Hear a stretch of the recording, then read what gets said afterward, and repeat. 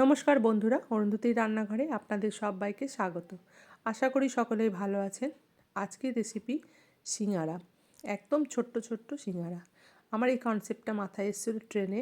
একবার আমি যাচ্ছিলাম, তখন দেখছিলাম 10 টাকায় 3টে করে সিঙ্গারা দিচ্ছে এবং সেগুলো একদম ছোট্ট ছোট্ট। তো সেই থেকে ভাবলাম যে বাড়িতেও বানানো যায়। চলুন তাহলে কীভাবে বানিয়েছি সেটা দেখায়। এখানে আমি প্রেসার কুকারে 3টে মাঝারি সাইজের আলুকে 2 আধখানা করে কেটে নিয়ে এটাকে বেশ কয়েকটা সিটি নিয়ে সেদ্ধ করে দেবো।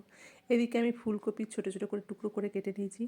এখানে মটরশুঁটি আর নারকেল কুচি, আর এখানে রেগুলার মশলা নুন, হলুদ, ধনে গুঁড়ো, জিরে গুঁড়ো, হলুদ গুঁড়ো, লঙ্কা গুঁড়ো আর একটু আদা বাটা।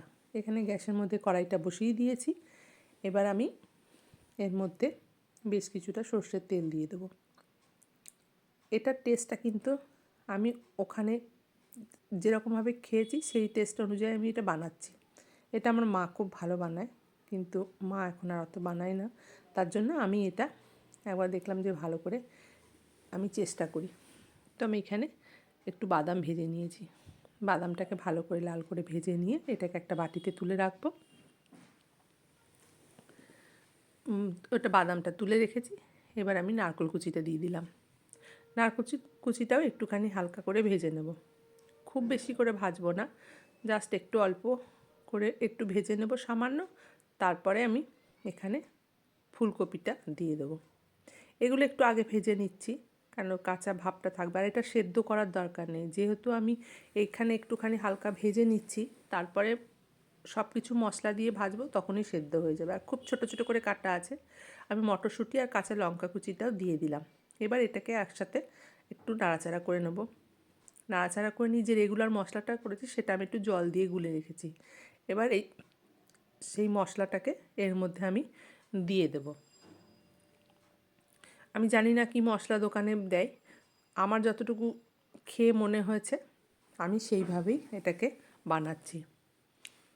আমি এটাকে ভালো করে মশলাটাকে ভেজে নিচ্ছি, আর এখানে একটু গরম মশলা গুঁড়ো দিয়ে দিলাম। দিয়ে এটাকে বেশ ভালো করে নাড়াচাড়া করে কষিয়ে নিলাম। জলটাও মোটামুটি শুকিয়ে গেছে। আর আমার এখানে যে আলুটা সেদ্ধ করে রেখেছিলাম সেটাকে একটু হালকা করে ম্যাশ করে নিয়েছি। ম্যাশ করে এটার মধ্যে আমি এবার ভালো করে মিশিয়ে নেব। নিয়ে একটু ভালো করে ভাজা ভাজা করে নিলেই আমার পুরটা রেডি হয়ে যাবে। এবার আমি একটুখানি ভাজা মশলা দিয়ে দিলাম। ভাজা মশলা যেটা আমরা শুকনো লঙ্কা, ধনে গুঁড়ো, ধনে, জিরে এগুলো যেগুলো দিই, সেইগুলো দিয়ে একটু ভাজা মশলা করে রেখেছিলাম, সেই মশলাটা আমি দিয়ে দিলাম। ওটা আমার কড়াই থাকে। আর বাদাম ভাজাটাও এর মধ্যে অ্যাড করে দিলাম। দিয়ে ভালো করে এটাকে মিশিয়ে নিলাম। মিশিয়ে নিয়ে তারপরে এটাকে আমি একটা বাটিতে একটু ঠান্ডা হতে দেবো। আর এদিকে আমি একটা বাটি নিয়েছি। বাটির মধ্যে আমি এখানে 1 কাপ মতো ময়দা নিয়েছি। আপনারা আপনাদের পরিমাণ মতো বানাবেন। আমি খুব বেশি বানাবো না, কয়েকটা বানাবো। তার জন্য আমি এখানে সামান্য একটু লবণ আর একটুখানি খাবার সোডা দিয়ে দিলাম। আর একটুখানি সাদা তেলও এর সাথে একবারে দিয়ে দেবো। দিয়ে ভালো করে এটাকে ময়দার সাথে ভালো করে তেলটাকে মিশিয়ে মাখিয়ে নেব। একটু খাবার সোডা দিলে পরে এটা মচমচে হবে, তার জন্য খাবার সোডাটা অবশ্যই ব্যবহার করতে হবে সিঙ্গারার মধ্যে। আমি এটাকে খুব ভালো করে মাখিয়ে নিয়ে তারপরে যখন এরকম হয়ে যাবে, তখন আমি এখানে সামান্য করে জল দিয়ে এটাকে একটা ডো তৈরি করে নেব। এটা বেশ ভালো করে মাখিয়ে নিয়ে অল্প অল্প করে জল দিয়ে এটাকে একটা, যেমন রুটি বা পরোটা বানায় সেরকম একটা ডো করলাম। খুব নরমও হবে না, আবার খুব শক্তও হবে না। দেখুন এইভাবে হয়েছে। আর এটাকে আমি সামান্য 5 মিনিট মতো রেখে দিয়ে এরকম ছোটো ছোটো লেই কেটে নেব। তারপর এটাকে ভালো করে রুটির মতো করে ছোটো ছোটো এরকম বেলে নেব। আর এটাকে বেলে নিয়ে এর মধ্যে থেকে এরমভাবে আড়াআড়ি করে কেটে নেব।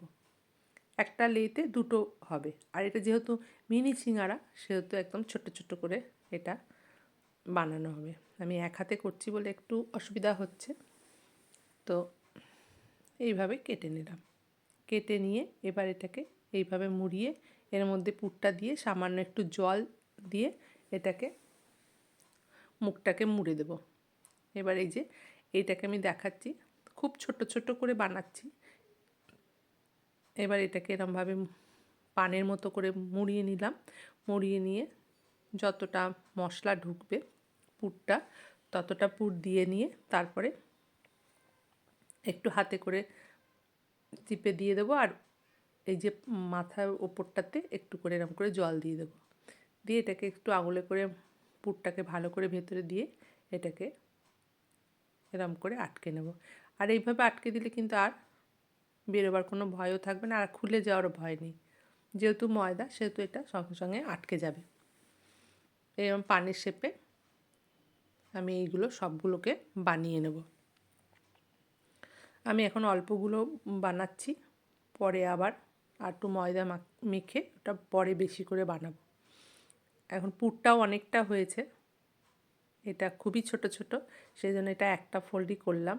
এবার দুপাশটাতেই আমি এটা জল দিয়ে এর মুখগুলোকে আটকে দেব। এইভাবে আমি প্রত্যেকটা বানিয়ে নেব। এটার কিন্তু সত্যি কথা খুব টেস্টটা ভালো হয়। আর এর পুরটা যেটা সেটা কিন্তু খুব ভালো হয়। আমি চপও বানাই, নিরামিষ চপ বানাই, আবার পেঁয়াজ দিয়েও বানাই, তবে নিরামিষও খুব ভালো হয়। এইভাবে আমি বানিয়ে নিলাম। আর এদিকে আমি এটা সাদা তেলে ভাজবো। ডালদা ঘি অ্যাকচুয়ালি ভাজা হয়, কিন্তু আমি ডালদা ঘি ব্যবহার করি না, সেই জন্য সাদা তেল দিয়ে এটাকে ভেজে নেব। এটাকে লো টু মিডিয়াম আছে, প্রথমে তেলটাকে খুব ভালো করে গরম করে নেব, নিয়ে তারপর লো টু মিডিয়াম আছে এটাকে ভেজে নেব। আর সত্যি বলছি, এটা কিন্তু একদম পারফেক্ট দোকানের মতো খেতে হবে। আপনারা অবশ্যই এটাকে একবার বানিয়ে দেখতে পারেন। এইভাবে আমি ব্যাচ ওয়াইজ চারটে চারটে করে এরম করে সবগুলোকে ভেজে নেব। আর দোকানের থেকে মাঝে মাঝে বাড়িতেও এগুলো বানিয়ে খেতে বেশ ভালো লাগে। ওগুলো ভাজা হয়ে গেছিলো, আবার চারটে দিয়ে দিয়েছিলাম। এইভাবে সবগুলো ভেজে নিয়েছি। দেখুন, দেখতে কিন্তু বেশ ভালো হয়েছে আর খেতেও খুব টেস্টি হয়েছে। আমার ভিডিওটা যদি আপনাদের ভালো লেগে থাকে তাহলে অবশ্যই একটা লাইক, কমেন্ট, শেয়ার এবং চ্যানেলটিকে সাবস্ক্রাইব করে দেবেন। পাশে থাকা বেল আইকনটা প্রেস করে দেবেন, সবার আগে নোটিফিকেশানটা আপনাদের কাছে যাবে। ভালো থাকবেন, সুস্থ থাকবেন, দেখা হবে নতুন ভিডিও নিয়ে। ধন্যবাদ।